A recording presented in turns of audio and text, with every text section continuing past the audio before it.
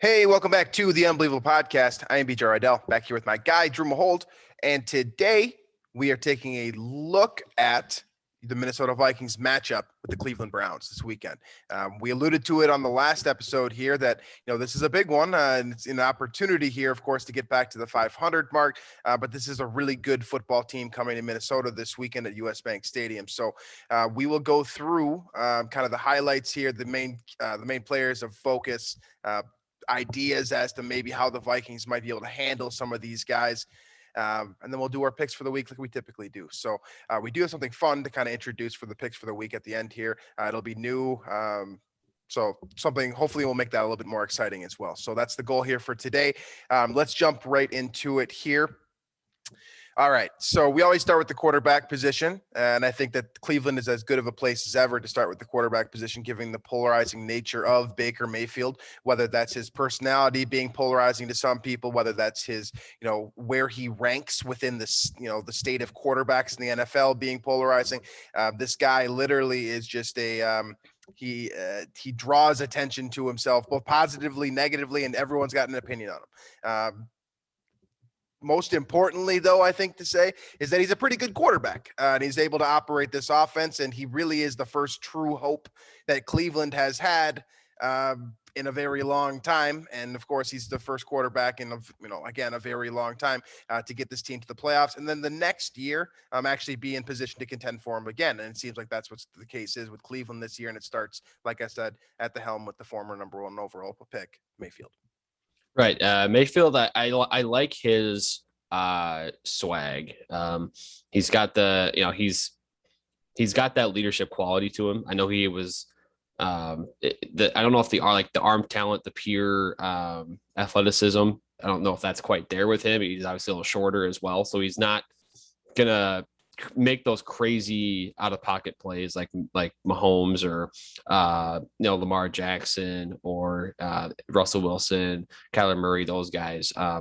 But he can be a really good pocket passer and he can throw some darts in there. And when you got a weapon like OBJ on the outside, that can only improve that. So I don't think Baker is going to be the guy that's going to carry a team by himself to contending, Super Bowl, but Cleveland's built a really, really good roster around him.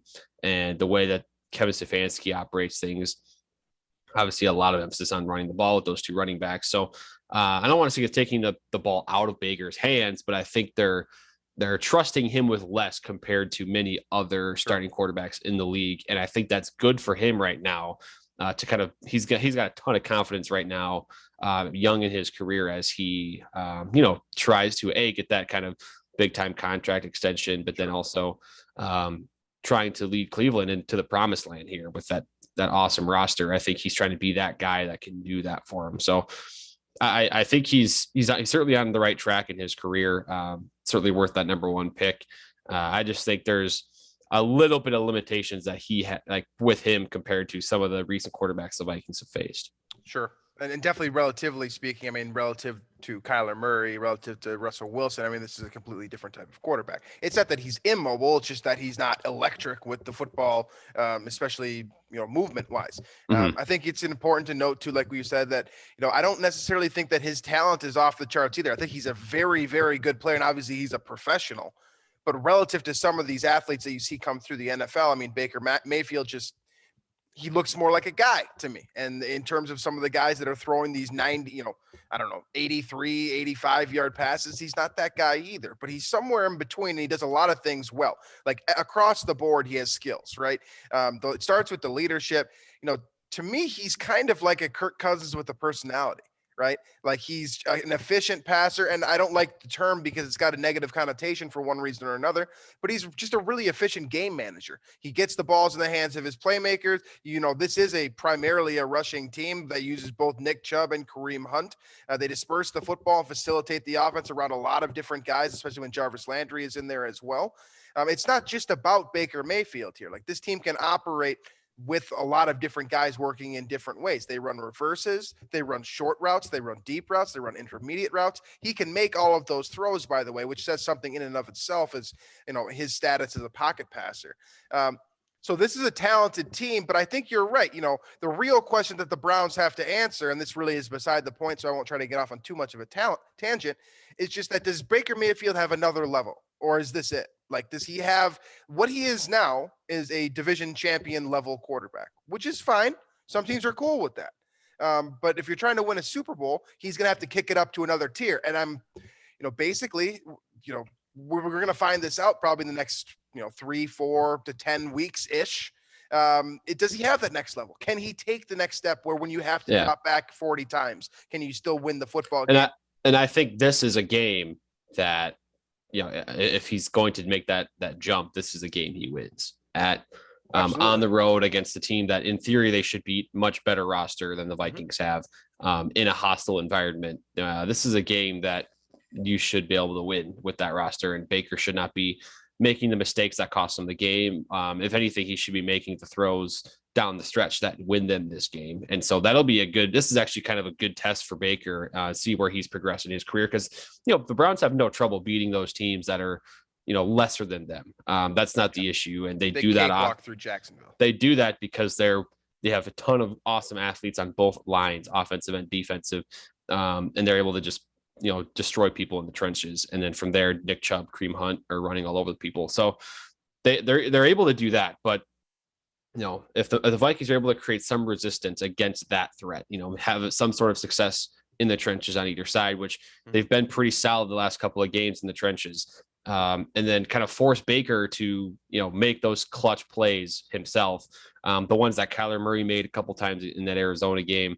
If the Vikings are able to force that, I think that's where we're going to see how much has Baker Mayfield grown up in the NFL. And that's where I want the Vikings to put the Browns and put Baker. I want him to be in that scenario because I think that's the best chance for the Vikings to win. So, we'll see how it goes. I think the Browns, they made the right choice in picking Baker. I think he's the right guy. I think he's a great fit for that locker room right now with all that talent around. And he's kind of the guy that's the young, energetic, spunky guy that can drive that offense forward. But now that I guess the next step would be making the clutch plays to win those kind of tight 50-50 games. And I think this could be one of those. Yeah, Mayfield is definitely a very a type of guy who can galvanize a locker room or split a locker room, right? Like depending on how you feel about his personality. Me personally, I love a loud mouth kind of competitive. It is one of those where if things are going wrong at the time, he could say something or do something that one teammate finds doesn't take the right way and suddenly things go south. But things are going well and you're winning like the Browns are. That's a guy that you want to play for, I think. And I think you make a pretty good comparison there with Kirk, where it's like neither one of them is super athletic. I think Kirk is actually sneaky fast as a runner, but they're both pretty good pocket passers. They can catch fire if you give them a good pocket. It's just that Baker's got that extra fire to him personally that Kirk rarely shows compared to what Baker does. Absolutely. So what makes Mayfield, better and gives him really this opportunity to take that next step this year and earn that, that massive extension, is that Stefanski and the rest of the Browns front office and everywhere across the board there have done everything and anything they can to surround this guy with the weapons and just the overall talent that he would need to succeed. We've mentioned a handful of those names already, but just basically across the board, offensively speaking, there is an all-pro caliber player basically in every unit with the exception of maybe tight end. And you can make an argument for Austin Hooper potentially being that type of guy as well. So just across the board, I'm going to read some of these names for you, and you can just think in your head, okay, Pro Bowler. You got Nick Chubb, you got Kareem Hunt, Odell Beckham Jr., Jarvis Landry, Jedrick Willis Jr., Joel Bitonio, J.C. Treader, Jack Conklin, Wyatt Teller, who might be the weakest link out of all of them, and that's really not that big of a deal. And then lastly, Austin Hooper, like I said. That's basically your playmakers, your key blockers, etc. You've also got some other, nice players as well. I think Rashard Higgins is a great vertical threat. But my point being here, by saying all of these names in a row, is that he's got weapons. Period. He's got enough talent around him to do a lot of different things offensively, like I was saying before. It doesn't just need to be pitch and catch.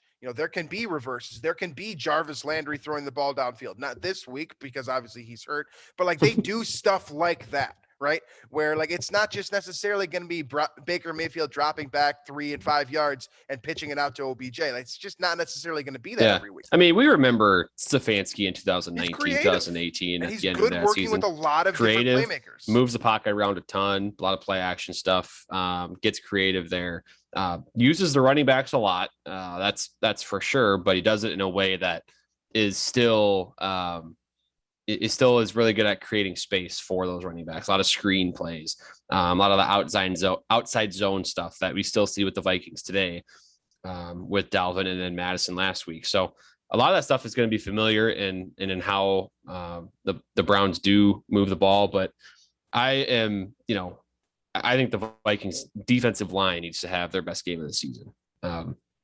This offensive line is very good, both against the run and against the pass, or I guess passing the ball and running the ball. So creating disruption there, whether it's, I have no worries with Danielle Hunter, but I think these other guys, Griffin had a pretty good game against Seattle. He was creating some chaos. Needs to do that again.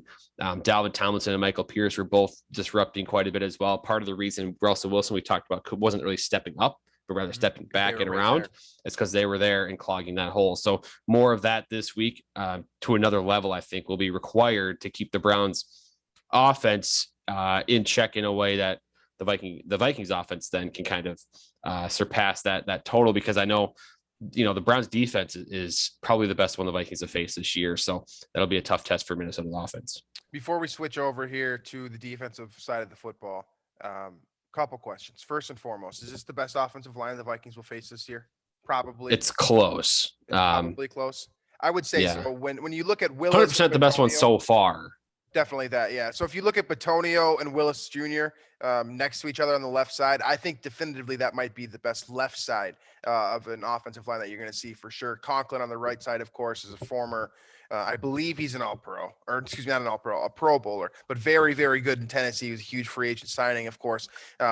Mauler as a run blocker, especially. That's kind of the one thing that I would point to here, is that this is kind of a tone setter game for the Vikings defensive line. Like Drew was saying, like, not only do they need to play well, it's also an opportunity to say, okay, like, this defensive line is one of the best in the business. And really they've operated as such for the last 3 weeks in terms of getting pressures and getting sacks. I think it was 19 pressures or something ridiculous on Russell Wilson last week. So if you have you have an opening here to do that against a very, very, very good offensive line and establish yourselves as, some variation of one of these new age, great defensive lines that the Vikings have had forever. So this is an opportunity for them as well. The other piece that I wanted to ask you about, just in terms of like game breakers, right? You've got a couple of them. I think Nick Chubb isn't necessarily a game breaker. He's more kind of an efficient, like, chug you along, wear you out guy. But you've got Kareem Hunt and Odell Beckham. Beckham, of course, coming off the ACL injury. He's played basically one game, and I wouldn't really consider last week to be, a full showing of what his, capacity is as a player. Who are you more worried about in space? If the Vikings had to try to tackle Kareem Hunt on a screen, Odell Beckham on a screen, or a quick slant, who concerns you more? It's Odell. Yeah. Yeah, I mean, even so, it's actually funny. The one time he's played in US Bank Stadium was when Xavier Rhodes shut him down completely. 23 yards, I think, is what I tracked that week. Yeah, it was like, if I remember right, it was 3 receptions on like 11 or 12 targets for like 23 yards. And then there was a pick in there. And of course, all the antics and the frustration. That was a heck of a time. That was fun. But with that said, still scared of OBJ more. And I think it's because, the Vikings cornerbacks now are certainly not what Xavier Rhodes brought to the table back in 2016 there. I think it's not about him with the ball in space as much as it is, DK Metcalf had no issue getting open for the first half of last week. Then the Vikings adjusted some coverage and were able to get lucky. I want to say get lucky. We're able to get more pressure on Russ and then forcing some other issues. And I think that's what the Vikings ought to do. Kind of that similar what they did in terms of approach second half of the Seattle game. Maybe shadowing to that side, the safety to OBJ's side, but he's certainly the biggest threat they have. With that said, though, Donovan Peoples-Jones is a pretty solid number 2 right now, even with Jarvis out. And you mentioned Higgins too. I do like those guys. I don't think they're studs, but I think they're better than, I guess, what Seattle offered outside of Lockett and Metcalf. It's a better supporting cast of options than Hooper as well. So that those guys aren't scrubbed by any means. I think OBJ is still for sure the guy to focus on, though, especially against the Vikings corners that, again, are certainly not what the Vikings offered 3-4 years ago. The Vikings, of course, have not had the most efficient or effective run defense. This is a true test, being, one of the best rushing football teams in the game. I do think the Vikings allocate resources well here, like in terms of like what they're composed of, right? Like generally speaking, it's Nick Chubb or Kareem Hunt. It's not normally both. Once in a while, yeah, you will see them both flanked for Baker Mayfield. But for the most part, it's just one of those guys. So you have to worry about one of them per play. And then you also have to worry about basically Odell Beckham. And I mean, I think Peoples-Jones and Higgins are nice players, but they're not going to beat you. Like they're not going to I don't think either of us is concerned about either of those guys being the reason the Vikings lose here. So like if you can shade Beckham enough to, like he's still coming back from injury. Like this is not A+ Odell Beckham. If you can shade him a little and then contain whichever running back is in, keep them under 150 or something like that, they're going to have trouble getting a ton of consistent yardage if it's just the running back and then Odell Beckham. So like if you can find a way to manipulate them and slow those two guys down, I'm scared of the breakaway Kareem Hunt play. Obviously he had the nice run last week, but he's consistently been dangerous in space, whether he's with Kansas City or Cleveland. When Cleveland was bad too, I mean, he's always been kind of a world beater with the ball in his hands. So I would keep an eye out for him. Hopefully the Vikings can keep that long rush from happening here. That's exactly playing into Cleveland's hands. If they can get that 50, 60-yard rush or even a 30-yard rush like Chris Carson last week, that's the type of scoring that Kevin Stefanski likes to do so he can operate his offense to the fullest. So keep an eye on those things. Shifting to the defense here, or the Browns defense, I should say, and the Vikings offense. What Kirk Cousins goes up against this week, it's another Chandler Jones situation, right? Where a couple of weeks ago we were talking about how Chandler Jones had 5 sacks. Well, last week Myles Garrett had 4.5. And I'm sure you've all seen, the type of damage he was doing, the skill set that he was using, whether it was quite literally like, I don't know, it was like Matrix, like where he shifted from one gap to the next and in lightning quick fashion. And then just it was like he disappeared, like teleported basically. It was crazy. So anyways, that's what you're up against this week. And he's next to a couple of very good players. Of course, Jadeveon Clowney, maybe the most talented NFL prospect in all of history. He's having one of his better starts to a season in recent years, opposite Garrett. So you can't really it's a pick your poison situation. Like Brian O'Neill's going to get one of them, but Christian Darrisaw, who practiced in full, by the way, or a hobbled Hill is going to have to take the other. So one of those guys is going to be a problem. I don't know who it's going to be just yet. I suspect probably Garrett, just because of who he is and who he has been. But the guys in the middle too, between them, Malik McDowell and Malik Jackson, also not slouches. They can get pressure from the interior. This is a stacked defensive line, and just goes back to what you were saying before. Cleveland is built to win in the trenches, front and back, offense and defense. And this side of the ball is as dangerous of a 4-3 front as you're going to see across the NFL. Yeah, they've got, again, they built this team to win in the trenches, and that's how they are kind of supporting Baker. They drafted Baker, and since then, obviously they drafted Myles Garrett, and then they've just plucked these kind of really solid players from around the league and plugging them in on the offensive line. And they drafted Jedrick Wills, and now, and then I'm looking at their secondary too. Denzel Ward, of course, they're not going to have Greg Newsome, so that's kind of unfortunate. But they've got these players in the secondary too: Ronnie Harrison, John Johnson. So that's a pretty darn good defense. And again, certainly the most difficult task I think they've played this year. Certainly going to be a much tougher task in Seattle, which I believe Seattle is the worst ranked defense right now in the NFL in terms of like yards allowed. So this is a next step up. And again, we're going to see how, this is kind of another big test for this offense and Kirk in particular. Like Kirk's playing at this MVP level that people are saying, if you want Vikings Twitter right now, a lot of MVP level play discussion when you talk about Kirk Cousins. But one thing to do that against Seattle and Arizona, another thing to do it, Cleveland comes to town, one of the most talented defenses in the NFL, a game that can get you back to 500, get you right back into that so-called playoff discussion, even though it's only week 4, but get you right back in and kind of get the season back on track from when you began. That's the big test this week. And then you can kind of more seriously start to think, hey, Kirk, if this could keep up, this whole MVP thing, man, I mean, it's not out of the realm of possibility if he can throw up another performance like that. Absolutely. Right. And this is interesting too, by the way. I don't think that people talk about this enough. We always talk about it being a Kevin Stefanski game, a Mike Prefer game. But by the way, Joe Woods, the defensive coordinator, former Vikings coach as well, and he might be the most bitter out of all of them because he left in 2013. So if you want to do your math real quick, that was right when Mike Zimmer arrived. He was not retained as a defensive coach. So something interesting to keep in mind here, that this is literally a staff composed of former Vikings coaches, and all of them are pretty damn good at what they do, by the way.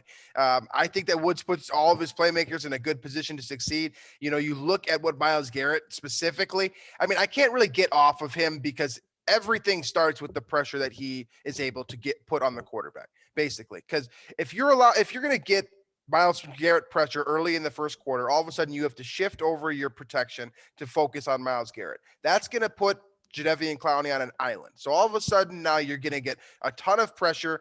You're overwhelming the offense early, and you're trying to throw the ball because you're probably playing from behind as well. In addition to that, now you've got a great playmaker in Denzel Ward, who is just dangerous around the football, with the football. If you throw near his coverage, I mean, he's as threatening as a defensive back as you're going to find in this league. You mentioned Newsome being out, but then you do bring in Greedy Williams, who very solid prospect out of LSU. Both him and Grant Delpit are in the secondary and just haven't really made a name for themselves in the NFL yet, but I think there's plenty of talent there as well. So this starts up top with the pressure and ends with the coverage, of course. But ironically enough, Cleveland has only one interception, and that came from Malcolm Smith, a linebacker. So I asked the question, are they due? Because this is how they play, right? Like if you're going to get pressure, interceptions are going to happen in theory. Kirk Cousins doesn't throw a lot of them, but are they due? They've got the playmakers to turn the football over. And really that to me is the difference in this game. If the Vikings turn the football over, it's going to be over, because the way that the Browns operate is really the same way as the Vikings, that once you get ahead, you run them to death, you wear them out. And then once the Vikings are worn out, like good luck. That's kind of the situation that you'd be in. Throwing Kirk Cousins, 30 times in the second half, you're not winning this football game. And if you turn it over early, that's probably the situation you're going to find yourself in. Honestly, this is like Mike Zimmer's like dream game, just like for entertainment. Like he's going to try, like it's going to be a battle between Stefanski and Zimmer for who can like use more clock. Like it's just going to be, right. Get the first down, get your 11 yards in 3 plays, run that clock down to 1, try it again. Like that's what both these coaches try to do. And Stefanski, you could tell, kind of got some of that from Zimmer during his time in Minnesota, that ground and pound philosophy that is a bit old school. And I mean, Stefanski does that in a way where it's like more modernized than the Vikings are doing it, but it's still the plan is to just win the game. It's not about putting up points as much as you can. It's just winning the game. I think that's what the philosophy is for both coaches. So this could turn into a slugfest a little bit from that sense. And this, especially if that does, give me the Browns in this game. That's where I think Kirk kind of has to separate himself from Baker in this game. Like he's going to have to very much outplay Baker. I think that's where that MVP discussion, I'm putting in air quotes, by the way, every time I mention that for the listeners only, that needs to be, on full display for this game. Kirk needs to outplay Baker like he should, and the Vikings will have a chance here. Step up big when it matters, get this team back on track against a really good opponent. A game that I certainly don't expect them to win. I don't think many expect them to win, but like this would speak volumes as to, okay, maybe this start was a little fluky. Maybe the whole angle of, well, they're 2 plays from being 3-0, maybe that has some legitimacy versus the other argument that you're seeing, which, they're not beating these teams that they should early on in the season, blah, blah, blah. Absolutely. This is as big of a game as, really the Vikings are going to have this season, given the circumstances, right? I mean, this is an opportunity to get back to the 500 mark, as we've said before. I mean, but it's not just the 500 mark. Like that's also a springboard to bigger and better things too, right? Like once you kind of get that monkey off your back, like Drew was saying, like maybe this was a fluke. Maybe you did start 0-2 because of a bad bounce, as a lot of coaches love to say, right? And this is a direction changing game. Now, it comes down to, well, are the Vikings going to win this football game, right? We've gone through here. Like there's playmakers all over the football field on both sides of the ball. I don't really think there's a distinct weakness on this Cleveland team. It's just, can you be better? And I think that's really what it comes down to is, can you be better? Like, is Baker Mayfield going to be the better quarterback here? He shouldn't be, like Drew was saying. Can you be better, Kirk? And if you are, you're going to put the Vikings in a position to succeed because they do have Dalvin Cook. We can play the same game, right? Like we can run the football and play dink and dunk and run out clock. It's a race to that 30-minute mark. Whoever can get 30 minutes of possession, I think that's going to be this team. The opportunity, the team that wins this game will probably be right floating around that 30-minute mark and have that slight advantage over the other guy. With all that said, who are you taking here? I think both of us are kind of leaning Cleveland, it sounds like. So is there a chance, and how good? There's a chance. Oh yeah. I mean, if the Vikings, are efficient as they were offensively last week, or at least bring that type of ability, and maybe you adjust it a little bit for what Cleveland has to offer defensively. But if they do that again, then they can certainly win this game, and they probably will. I'm just banking on the Cleveland Browns offensive and defensive lines being too much for the Vikings to handle. I just think the Vikings, for as good as they've been the last couple of weeks, are just still outmatched against this team. So because of that, I'm going to Cleveland Browns winning this game. It's going to be a fun one, though. I think it'll be a close game down the stretch. Maybe one of those where Browns have to get a couple of first downs at the end of the game, and they do it with their really good ground game there. I think this is like a 20-13 type of football game. I would take the under. I don't know what the under line is, but I would take the under on this one. I thought I saw like 48 or something like that, which is pretty high. So yeah, I think that this is going to be that type of football game, like a true blue collar matchup, win in the trenches type of game, like we've been talking about this entire show. I think the Vikings have an opportunity to win on both sides of the ball. I think it's a small opportunity, and for that reason, I'm taking Cleveland as well. But I do I'm going to go into this game optimistically as a fan after what I've seen the past 2 weeks, especially relative to Kirk Cousins. And we talk a lot about like, all right, if this game's a toss up, we pick the better quarterback. Well, this game isn't quite a toss-up, but if it were, I mean, the better quarterback here in theory is Kirk Cousins. At least as of late, he has definitely been the better quarterback the first 3 weeks of the season. And if he can do that again, the Vikings are going to be right in it. It's just a matter of who can get to 3 touchdowns, I think. If you can get to 3 touchdowns, I think that's how you win this football game. But I think ultimately the Vikings are going to come up short, and I think some of that decision-making stuff that we were mad about last week might come into play here again, where the Vikings end up kicking a field goal when they really should be going for, a touchdown. Yeah. So I'm going to take Cleveland here on the analytics. They do love the analytics in Cleveland as well. So that kicks off our picks for the week here. So let's jump right back into the rest of the NFL across the league. Like I said at the top of the show, we're going to be introducing something a little bit different here, just to add another element to our picks. In addition to making, every single pick of the week like we typically do, we're going to designate one selection at the end of each month during the NFL season to be a, quote, money line selection. And what this means is that you need to select a true underdog, meaning a team that is in a matchup where they are a plus whatever, like a plus 100 up to plus 375, 400 if you want to. A true underdog. You're not picking the spread. You're picking a money line loser, basically. And this is a 5-point swing. This is what makes this fun, right? So in theory, every one of these picks is going to be, quote, a loser. But if you get it right, you get a +4 bonus as opposed to the 1 point that you would typically get. On the flip side of that, if you miss this one, it's a 5-point swing that way as well. It's a -4 in addition to that typical 1 loss that you would have on your resume. So this is going to be the first week that we'll do this. We'll do this again at the end of October, again at the end of November, again at the end of December, and then probably have some sort of like fluke, funny joke thing for whatever January is, because we have an extra week of the football season this year. So that's right. I forgot about that, actually. So that is the game plan here. That's kind of the little element that we're adding. Relative to where we stand right now, we both had good weeks. 13-3 for me, 11-5 for Drew. I stand at 30-18 cumulatively. Drew is at 28-20. So we have definitely made up the difference since that week 1 performance in which both of us went 7-9. And we'll look to add to it here with a little bit of a bonus system going on. So whenever your money line matchup comes up, Drew, just announce that. We'll mark it in the book and we'll kind of go from there. So all right. First one on the docket here, the Thursday night football game. Jacksonville heads to Cincinnati in a true barn burner. Cincinnati, like I've been saying for a couple of weeks, looks a little bit better than I think anticipated.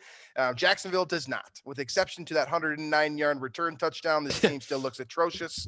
That might be the best highlight they have all year. In fact, I'm pretty confident it will be, unless Trevor decides to turn it on a little bit here and become, a little bit more consistent. Since he's the pick. And I mean, I will say they do look better, which does kind of make the Vikings week 1 situation look a little bit better. But I mean, they had a nice, tough win against a really good Steeler defense last week. They put up, I think, 3 touchdowns. Jamar Chase looks like the real deal. Absolutely. Yeah, he did. A lot of people have been making jokes about it, but Jamar Chase did a really good job pretending to be a bad receiver during the preseason, and they're just turning into an all-pro caliber player. 4 touchdowns in 3 games. Yeah, not bad, right? All right, so I'm going Cincinnati as well. I think it's the clear pick. I don't really feel like I need to defend that. So next one here, Washington at Atlanta. Cincinnati kind of trying to be the Washington of this year, of course. Washington kind of came out of nowhere to be a competitive football team. Unfortunately, they have not really been that through 3 weeks, at least defensively. Taylor Heineke's still a nice player. I love him and would go to, basically die for that guy at this point. But the defense, man, Chase Young and co, it's not bad. getting a ton of pressure. I don't get it. It's not. It has not been good. And they're playing against Atlanta this week, who is coming off of a win, not a convincing win. It was over the Giants, of course. But both these teams have one win this year, and it's against the Giants. So good for them. I'm going with the Falcons. Not really. No, I don't really have a reason why. I just, until I see the Washington defense step up a little bit, I'm going to pick against them. So I'm going to take Washington because I think this is a get-right game. And it's not just a get-right game in the sense that it lines up well for Washington in terms of what they do well and what they can do well. It's also the type of thing where it's you need to get right now, or you're not going to have a chance at the end of the season because Dallas is turning up the heat. So big opportunity for Washington. They need this win. I'm going to pick them. The next one here, I don't think we need to discuss it. Houston at Buffalo. I'm assuming that both of us are going Josh Allen and co after last week. No, that's my money line. No, I'm kidding. give me Buffalo on that one. All right, both of us going Buffalo. That moves us to my money line pick here. First one career here, Detroit at Chicago. I thought about this one too. There were 2 picks this week, right? I think both of us obviously did some research into which underdog we were going to take. I think there was 2 that really stood out. This is the one that I thought would be more fun, particularly for this show, because it gives me an opportunity to rag on Chicago a little bit. Yes, Detroit is the underdog. It's not a significant underdog. I believe it was a 3-point in terms of the spread. I believe it was a plus 125 in terms of the money line. So not a ton of money, right? $100, you get 125 in return. But the reason why that spread is happening right now is that I think it's literally the hometown discount, right? If this is being played at Ford Field, I think Detroit is the favorite. So I know Soldier Field is hard to play at, especially as a Vikings fan. But Detroit, it doesn't have the Vikings history there. Jared Goff has been better than people give him credit for in terms of being able to throw to all levels of the field. The Lions have been kind of sneaky. I mean, outside of that second half against the Packers, they've been sneaky competitive in every game. And Chicago definitely has not, right? I do not trust Matt Nagy. And while I think Dan Campbell is a bit of a Dumbo, he has this team very hungry and they're pumped. And DeAndre Swift looks great. So give me Detroit on the money line here over Chicago. I like that pick. I'm gonna go Bears just because of the defense. And that's fair. And I just imagine Jared Goff playing against that defense, and it just I don't know. I feel like the first team to 13 points will win this game. But I will say, if the Bears lose this game, Matt Nagy's leash has to be getting pretty short. Big thing too is that can't have much left. We don't know who the quarterback's going to be. He said it could be one of 3 guys, not just Fields or Dalton. I can't remember who the third string was either, but anyways, I think they're a disaster. I think the Bears are going up in flames. So give me Detroit for my money line pick. All right. Next one here. We got Carolina at Dallas. This one on paper, I don't think a couple weeks ago we thought would be a fun matchup, but now it's a matchup between a 3-0 team. And I believe Dallas is 2-1 now and could easily be a 3-0 team as well. Does Carolina get humbled, or does Dallas? I did think about this one. I thought about this one for the money line pick, but Dallas was 2 down at Monday night against Philly. And I can't, back off of them right now. So I'm going to go Dallas. As much as I hate picking Mike McCarthy's team, I'm going to do it here. Yeah, I think in good conscience right now, it'd be very difficult to pick against Dallas given what we saw last week. Of course, Trayvon Diggs, Stefan's younger brother, has a consecutive streak of interceptions in each week of this season. That stands at 3 right now.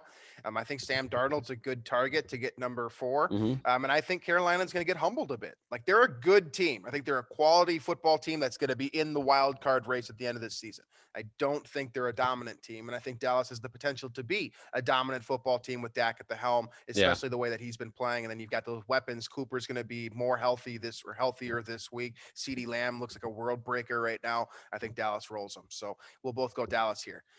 Next one is Indianapolis at Miami. Both of these teams really struggling with injuries, particularly at the quarterback position. Yeah. Carson Wentz, of course, has 2 sprained ankles. Miami does not have Tua Tagovailoa. By the way, hilarious. I mean, with all due respect, we want guys to be healthy, but Carson Wentz having, like, you let on the injury report, it's like Carson Wentz ankles. Yeah, both plural. I'm going Ridiculous. Miami here. I think I like how they fought against the Raiders last week. A couple plays go their way and they have that upset. And I also think, Jacoby Brissett revenge game here for against the Colts. I think he's going to be ready to come out firing in this one. And I just don't think Wentz is any good. I don't. Too healthy ankles or not. Like, I don't trust him right now. So remember, like, a couple of years when we thought that, they were building this beautiful, beautiful roster in Indianapolis. And That really, wasn't that long ago. It was like wasn't that last long year. ago. A lot of it hinged on the quarterback, right? Like Andrew Yeah. Luck retiring, kind of like Phillip Rivers was that stopgap. Like obviously they were going to find somebody. Nope, we're going to go draft or get Carson Wentz. Mm-hmm.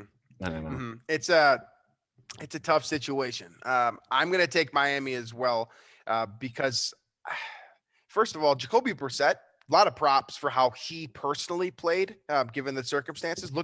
I think he's about as good of a backup in the NFL as you're going to find at the quarterback position. Like, when we were doing that, that little discussion about backup quarterbacks and who would be great to have, like who would you sign to? Jacoby Brissett is one. Contract. That's one of them. He looks really good, especially within that offense. I think Miami is the safer pick here, so I'll go with them. Next one here is the New York Giants at the New Orleans Saints. I don't think we need to talk about this one based off of how the New Giants York are bad. Giants are bad. New Orleans had a bad week 2 weeks ago, but I don't think they're bad. Their defense is crazy. How many times? I shouldn't say that. Maybe they don't have that anymore in their schedule, but like, I wish they would be playing like teams that are 0 and whatever the rest of the year, because like they could give teams their first win like the whole year. Yeah. Like, I mean, they've done it 2 weeks in a row. Obviously, it's early in the season, but I would trust anybody but like the Jets right now would beat them. Yeah, the Giants are not good. I'm picking New Orleans on that principle alone. All right, next one here is Tennessee at the Jets. I don't think we need to talk about this one either. Nope. Those New York teams are just terrible. Yeah, New York is going up in flames relative to football here. That's just not a good look for that. Good thing the Bills are nearby. How crazy is that, by the way? That I guess Buffalo technically is New York, but when you think of New York, right? Like the capital, their 2 worst teams in the NFL might comfortably. Like, at least with the Jags, like there's something to look forward to with Lawrence. Like, you got deep quarterback prospect to the Giants have Daniel Jones, who is a fine backup. I mean, he's not a starter long term. He's not the franchise guy, clearly. And I don't know about Zach Wilson either, man. Like, there's real question marks with both those quarterbacks. The Jets are bad. I'm going to give Wilson more time, obviously, because like you really don't know who a quarterback is until probably like the beginning of their 3rd year. But Wilson does not look good, and that's an easy way for me to be like, all right, Vrabel. Like, I will say, we're seeing what Darnold became, not in New York. There's only 3 games in, but he's 3-0, and he's thrown for 300 yards, I believe. Important context to consider here when we're thinking about Zach Wilson. But anyway, Titans are going to steamroll him. Derrick Henry 250 yards probably because they're going to be ahead the whole time. So sounds about right to me. Next one here. This is really the 3rd one in a row where I really don't think we have much of a discussion here. It's Kansas City at Philly. I mean, Jalen Hurts looked like trash. Other than that, I will say, if Philly had shown up against Dallas, I mean, I maybe would have taken them, but I know the Chiefs have covered once in the last like 18 games, something like crazy like that. But yeah, I'm going the Chiefs bounce back here. Yeah, Chiefs are 1-2. Really, that's, I mean, like they didn't need a difference maker because they're clearly the better football team. But Yeah. they're 1 How and about the 2. Chiefs being solo last in that division right now? That's pretty ridiculous. That's fun. None of us would have predicted. None of us. Granted, the Broncos have played the Broncos are 3-0 and they've played the Giants, the Jags, and the Jets. Yep. And I imagine that's probably where we're going to have that discussion in a few moments here when we get to your money line pick, I imagine. All right. Kansas City for both of us. Arizona and the Los Angeles Rams are the next one on the docket here. We get back to a good football matchup, a matchup between two teams that are world beaters, right? I believe both of them are 3-0, right? Arizona did win that game against Jacksonville despite allowing that hilarious touchdown. And the Rams, of course, coming off of that huge victory over Kansas City last week. No, Tampa Bay, my bad. I get those two powers confused. Matthew Stafford looks amazing. Kyler Murray looks amazing. The Rams are the two real MVP candidates right now, by the way. Like Kirk Cousins might be like a talking point, a bullet underneath them, but Kyler Murray, Matthew Stafford, you keep playing like this and winning like this, these are your primary MVP candidates. Yes. And I think Stafford keeps going. I mean, it's sort of the whole discussion that's been surrounding Stafford for years is like, if he goes to a contender, is he the MVP? And we've never really figured out how bad Detroit, in their front office, their environment is. So the Rams are dominating teams. They just kicked the Super Bowl defending champions in the butt. And I think they'll roll through Arizona here. Yeah, I'm going to take the Rams too. I think that Arizona is on the cusp, and I do think they're a wild card team, but I'm very confident that despite how congested that NFC West is, I'm still very confident the Rams are going to win it. I think they're head and shoulders above every team in that division. I do think Arizona is the second best one right now, at least relative to Seattle and San Francisco, who also play each other, by the way, and we'll be talking about that in about 4 seconds here. But I think the Rams are just they're above and beyond most teams, and they're really going to make that division tough to win for 3 teams that are all playoff caliber, I think. But the Rams are just they're Super Bowl caliber. It's certainly it seems. So we'll head that direction today. Seattle at San Francisco, like I just mentioned. That's the next one on the docket. The other 2 NFC West teams playing each other. Both of them need a win. Both of them up and down a little bit. San Francisco really didn't have a chance last week against Green Bay. Seattle, I mean, I think the Vikings pretty definitively. Yeah, I'm going San Fran. I think that roster is still it's been really good. It was just depleted all of last year. I'm kind of surprised you're going San Francisco. I'm going San Fran. I am. I don't like Jimmy G, but I like pretty much everything else about this team. And so I guess I'm just counting on what I saw from Seattle last week. The fact that the way they stalled, I think San Fran can on defense repeat what Minnesota did pretty handily. So I'll go San Fran here. The thing that makes me nervous is that Kyle Shanahan is as creative as they come, and Pete Carroll, for a coach that is a defensive mind, like your defense is pretty consistently not that great.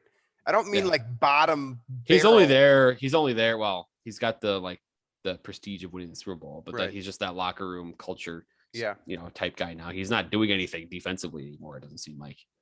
No, and poor game management. That too. Yeah. I'm going to take Seattle strictly because they got the better quarterback. This is one of those situations that I will never fault anybody for doing that. Yeah. Betting against Russell Wilson seems worse than betting against San Francisco. That's the situation I'm in this week. All right. Next one here, Baltimore and Denver. I imagine this is probably your money line game. It's not, because depending on where you go, they're not plus money around the market. So I'm picking Denver, but like some places they're plus money, sometimes they're not. But it's basically it's almost a pick 'em in some spots. But I think Teddy's the perfect quarterback for this defense, where they try and take advantage of mistakes. They try to make you, when you gamble, they take advantage of it type thing. And he's not that quarterback. Plays it safe, takes what's there, completions, first downs. He's not going to throw that risky double coverage ball, sometimes to a fault, but that's Teddy Bridgewater. And defensively, the Ravens offense was sputtering last week, largely because Marquise Brown can't catch a football. Troy Williamson, seriously, last week, literally looked like Troy Williamson. Right. And Denver's defense is a very significant step up from Detroit last week. So I'll take the Broncos here. I'm going to take Baltimore because of what we were talking about before. Denver hasn't played anyone, so I don't really know who they are. I think the defense is really good, and I'm with you. I think Teddy Bridgewater is an efficient player for this offense. Cortland Sutton looks really good. I like Noah Fant as well. I think that they have the capacity to win this game, but who's the most dynamic player on this football field? And really, who's the most dynamic player on most football fields? And that's Lamar Jackson. So if anyone's going to be able to get through kind of the closing door that is the Denver defense, it's probably Lamar Jackson because he's got the most wiggles. So I'll take Baltimore here. We'll split on that one. Home stretch here, final 3 games. Pittsburgh at Green Bay is the next one here. We had the Lambeau Field. The Packers. Steelers coming off of Steelers are bad. They're just bad. I don't know how they beat Buffalo week 1, but they're just bad.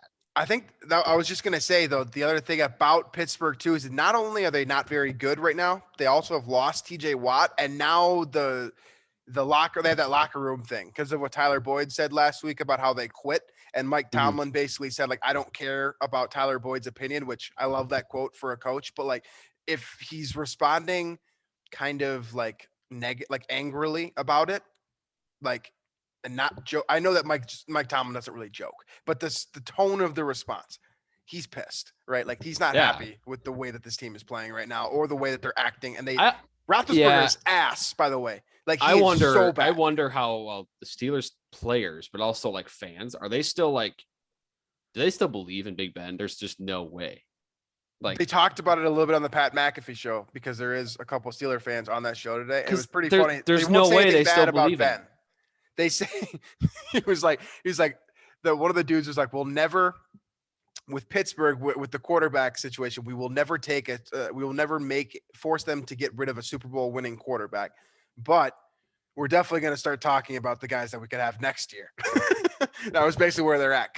That's the nicest way of being like, this guy sucks now. Yeah. He's done. He's cheeks, man. Like this is not a good quarterback. It's bad. And he was bad last year. I don't know how they were 11-0, but they were a bad 11-0. If that makes sense. Yeah, well, they should have been like 8-3. But didn't they finish like 11 or what? 12-4 or something like that? They sputtered down the stretch, and then the Browns dismantled them in that playoff game. So exactly. So yeah, we're both going Green Bay here. That's pretty clear. Aaron Rodgers looks like he's heating up too, and about ready to enter that MVP discussion once again. Yeah. So, Green Bay for both of us. Tampa Bay and New England, second to last one on the docket here. Sunday night football. I'm sure you guys have heard Tom Brady returning to New England. This will be a spectacle. This is a spectacle because it's literally like there's nothing for us to talk about here because I think we know who's going to win this football game. Yeah. But like there's still so much to discuss with regard. I'm going to let NBC handle that. They're already doing it. I mean, have you seen the promos and stuff? It's like unreal. It's unreal. They're really hyping it up, and they should. I mean, this is one of those like. And he's going to break. This is bigger than Favre going back to Lambeau. I mean, this is bigger than that. This is the biggest return to a stadium.